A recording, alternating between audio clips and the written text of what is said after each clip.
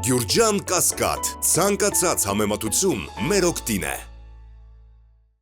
Պարոն Պապիկյան, մինչև գալիս ես էլ երկար մտածում էի, թե ոնց հարցերը պիտի տանք, որպեսզի այդ գաղտնիության ռեժիմը նաև պահենք, բայց հասկացա, որ արդեն հրապարակված թվեր կան։ Հիմա առանց ակնկալելու, որ թիվ պետք է հրապարակենք, բայց ընդհանուր տվյալների մասին, եթե խոսանք, մենք այս օրենքի ընդունումից հետո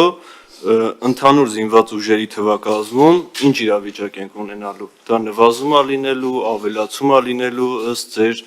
քաղաքականության, էլի դուք ինչ պատկերացում ունեք։ Երկրորդը մենք մարտական հերթապահությունում, երբ որ անցած տարի օրինակ գնում ենք մարտական դիրքեր այցելության, հիմա թվերի մասին չխոսանք, բայց ունենք թեր համալրվածություն մարտական հերթապահությունում։ Եվ ուզում եմ հասկանամ այդ հարցում ինչ տեղաշարժ ենք ունենալու, սրա հետևանքը լինելու է, որ հնարավոր է ավելի թեր համալրվածություն լինի, թե անգամ մեկու մեջ դիրքերի չպահելու խնդիր կարող առաջանա, այս ոնց է լինելու, կամ եթե ավելանալու է եւ համալրված է լինելու, այդ իմանանք, որտեվ հիմա դիմացը շուտով նաեւ հավանաբար հանձնաժողով գնալու ենք էլի մարտական դիրքեր, կտեսնենք այդ ձեր ասացի բանը ինչ կլինի։ Նաև 25-օրյա հավաքների համար ուզում էի հարցնել, մենք երբ որ սկսեց այս հավաքները նախ Եռամսիա էր, հետո դառավ 25-օրյա, բոլորիս համար չէինք խոսում, բայց բոլորիս համար պարզ էր, ունենք բաց տեղեր, որոնք պետք է լրացվի, եւ այդ Եռամսիա հավաքը բոլորս ըմբռնումով էինք մոտենում, որ այդ հարցը պիտի լուծի։ Հետո դառավ 25-օրյա հավաք, հիմա ուզում եմ հասկանամ մենք ինչ գնահատում ունենք, օրինակ անցած տարվա թիվը նայենք, այս տարվանը նայենք, թե քանի մարդ է մասնակցել եւ ինչ ենք պլանավորում հաջորդ տարվա, մյուս տարվա համար, ավելի մեծ թվով մարդ պիտի ներգրավենք այդ հավաքներին, թե պակաս թվով մարդ։ Եվ վերջի հարցը երկրապահի ներգրավվածությունը, հա, մենք բոլորս էլի հասկանում ենք ու չենք բարձրաձայնում, որ երկրապահի երբեմն տարիքով շատ մեծ, երբեմն շատ առողջական խնդիր ունեցող մարդկանց ներգրավում ենք, որովհետեւ ունենք դրա կարիքը։ Հիմա ուզում եմ հասկանամ այդ կարիքը չկա եւ այս մարդկանց այլևս չենք ներգրավելու, թե ամեն դեպքում այդ մարդկանց ներգրավվածությունը լինելու է, հետեւաբար նաեւ կարիքը կա դրա։ Այսքանը։ Շնորհակալ եմ, հուսամ բոլոր հարցերը կմտապահեն, բայց կոնտեքստը ընդհանուր պարզ է, ինչի մասին է խոսքը, ըստ էության մենք պիտի գնահատենք, որ զինված ուժերի հիմնական առաքելությունը նրա պաշտպանունակությունն է եւ ոչ թե մարտական հերթապահությունը։ Տարիներ շարունակ մենք շեշտը դրել ենք մարտական հերթապահության վրա, ինչը անխոս շատ կարեւոր է։ Առանց մարտական պատշաճ հերթապահության հնարավոր չի լինել զգոն, հնարավոր չի լինել պաշտպանունակ։ Բայց շատ կարեւոր է, որպեսզի զինված ուժերի հիմնական հատվածը ոչ թե զբաղվի մարտական հերթապահությամբ, որքան էլ վաթն չի, երբեմն պահակությամբ, այլ զբաղվի մարտական պատրաստությամբ եւ բարձրացնի իր կարողությունները։ Հիմա վարժական հավաքների նպատակը այն է, որ մեզ անհրաժեշտ է ունենալ պահեստազոր, որը ըստ անհրաժեշտության կարող է հավաքվել, պատկերացնել իր խնդիրը եւ դառնալ բանակի կարևոր բաղադրիչ։ Պիտի իրականությունից չփախչենք եւ հիշենք, որ 44-օրյա պատերազմի ընթացքում մեր հիմնական խնդիրներից մեկը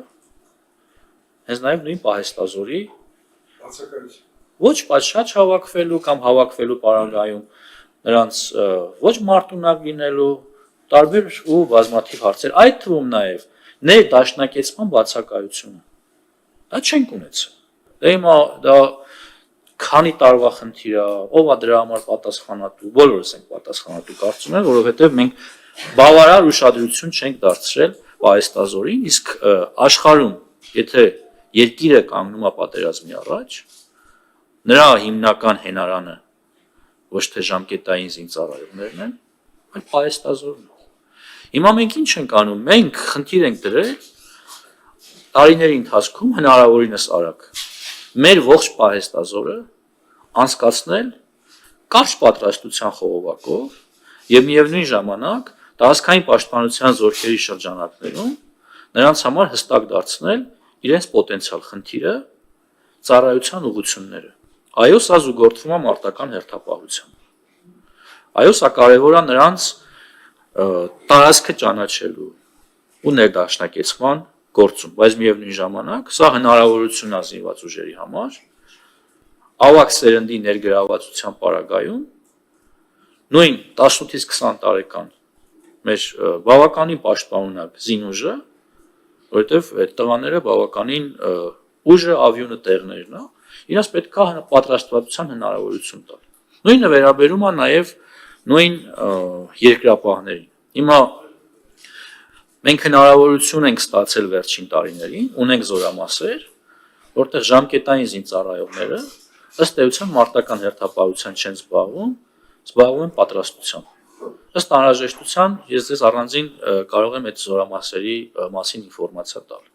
Իմացողները նույնիսկ կարող են իմանալ, որ զորամասերի մասին է խոսքը։ Այսինքն, եթե մենք ունենք այդ հնարավորությունը, որ ոչ թե մեր զինուժը գամենք առաջնագծին 14-օրյա, այսօր արդեն մեր կարգը թույլ է տալիս 20-օրյա մարտական հերթապահության, այլ նրանց ռեսուրսը օգտագործել պատրաստվածության բարձրացման համար, ինչի դա չանենք։ Այսինքն, եթե միանգամից կարողանում ենք լուծել բազմաթիվ խնդիրներ, պատրաստությունից, ներդաշնակեցումից, տարածքի խնդրի ճանաչելիությունից, մարդկանց բանակին կապելու, այդ թվում նաև պոտենցիալ պահեստազորին, մենք դեպքեր ենք ունեցել, հիմա էլ ունենք դեպքեր, մարդը 45 տարեկան է, երբեք վարժական հավաքի չի մասնակցել։ Սա աննորմալ երևույթ է, եւ մենք ընդհանրապես փորձում ենք սա դարձնել նորմալ, ինչը կարծում եմ, որ պիտի գնահատվի, ես ձեր խոսքի մեջ իհարկե որևէ քննադատություն չտեսա, մտահոգություն տեսա, ես ուզում եմ փարատել ձեր մտահոգությունը, ու ասել, որ սրա տակ կան հաշվարկներ, իսկ ինչ է լինելու 1.5 տարի հետո, 1.5 տարի հետո լինելու է, որ երկու զորակոչ կամ երկու զորակոչի այն հատվածները, որոնք պայմանագիր չեն կապել պաշտպան հայրենացու, պիտի զորացել են։ 25-օրյաները մենք տարեկան ունենք, կառավարության որոշմամբ է հաստատվում, ամեն տարվա սկզբին հաստատվում է թվականակը, 25 թվականի համար ունեցել ենք 16,000, 26 թվականի համար նախատեսում ենք 20,000, մեր միջինը պիտի լինի 20,000, այսինքն 20,000 պահեստազորային պիտի ներգրավի վարժական հավաքների։ Իհարկե, այստեղ կարևոր է նաև զինկոմիսարիատի պատրաստվածությունը, իրենք են մեզ ինֆորմացիա տալի, ինչքան պահեստազորային կարող են ներգրավել, եւ մենք ըստ դրա կողմնորոշում ենք։ Շնորհակալություն, պարոն նախարար, ես մի հարց ունեմ։ Արձագանք։ Խնդրեմ։